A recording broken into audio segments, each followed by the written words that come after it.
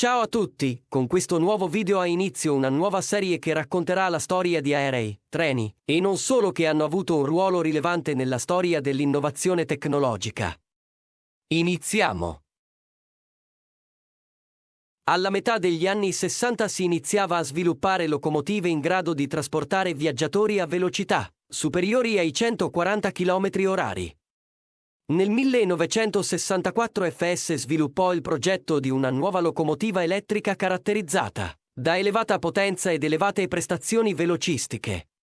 Si decise quindi di commissionare alle officine di Savigliano la costruzione di una motrice con struttura di tipo convenzionale, ma che potesse svolgere servizio su treni rapidi ed espressi ad elevate velocità. Tradizione di quegli anni era attribuire un soprannome ai treni, a queste locomotive. Denominate E444, fu dato il soprannome di Tartaruga, in contrapposizione con le sue doti di velocista, affiancato da un logo sulla fiancata frontale.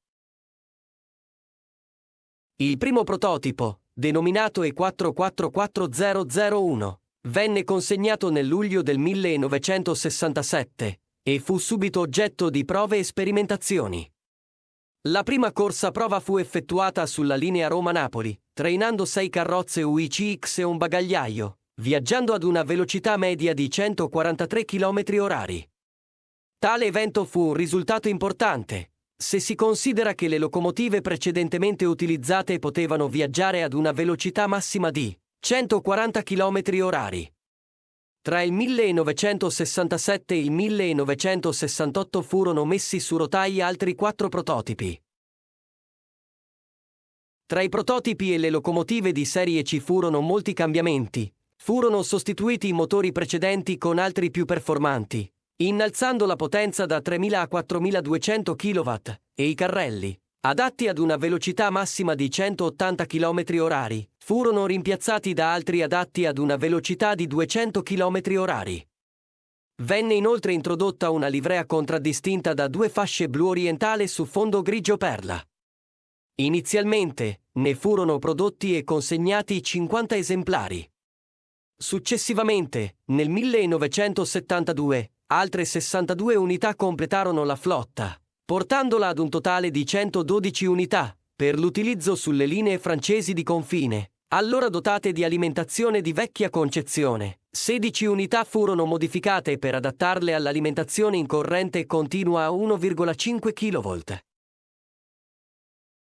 Nella prima metà degli anni '80, a causa dei numerosi guasti ai collettori dei motori che si verificavano a velocità prossime ai 200 km/h, i tecnici delle FS decisero di modificare il rapporto di trasmissione su 18 unità, in modo da ridurre le sollecitazioni sui motori.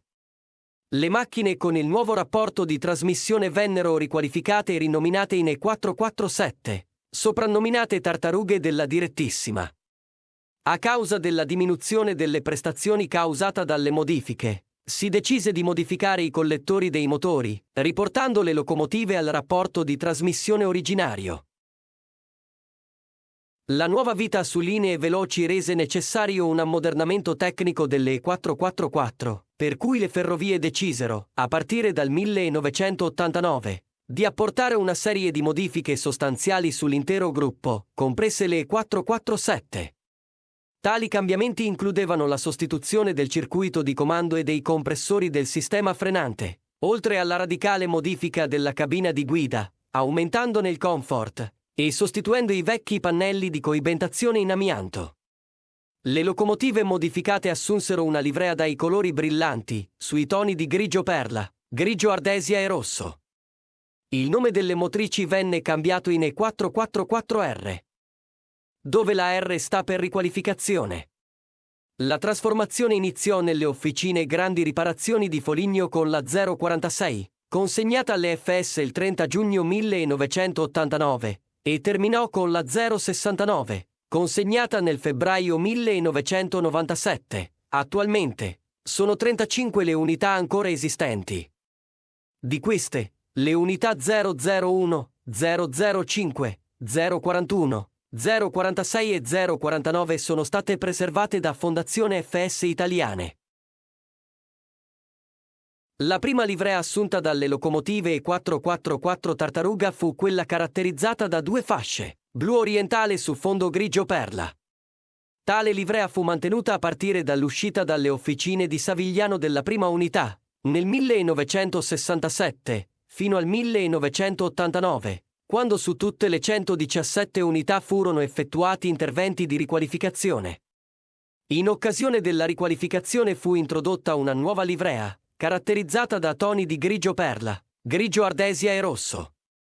Tutte le unità in servizio commerciale, ad eccezione dei prototipi, ricevettero tale livrea, a cominciare dall'unità 046, riqualificata nel 1989, e terminando con la 069, consegnata nel 1996. Nel dicembre 1996 la E444005 fu la prima a ricevere la prima versione livrea XMPR, denominata XMPR1, caratterizzata dal telaio blu e testate verdi su fondo bianco. A causa della scarsa visibilità di tale livrea, fu sostituita con una seconda versione, denominata XMPR2, che prevedeva la fascia dei finestrini di colore verde, il grigio chiaro fino a sopra i fanali e il rosso su tutto il pancone, compresi i fanali, intervallato da una fascia dello stesso verde della parte superiore all'altezza dei respingenti.